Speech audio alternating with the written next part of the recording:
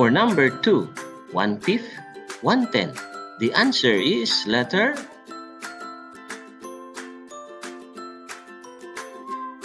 B. Very good.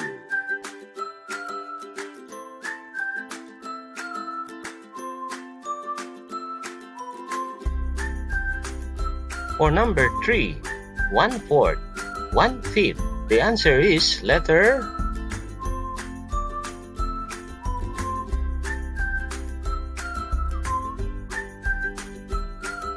F. Very good.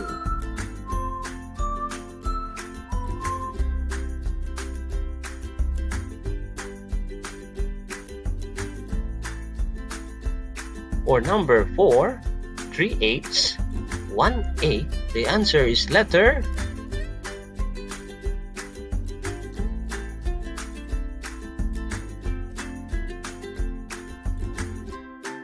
C. Very good.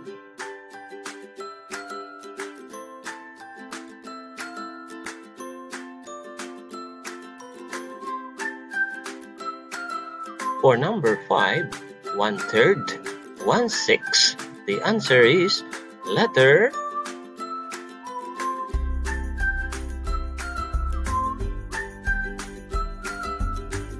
D. Very good.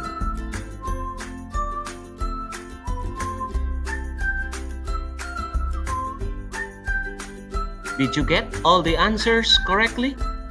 If you did it, job well done.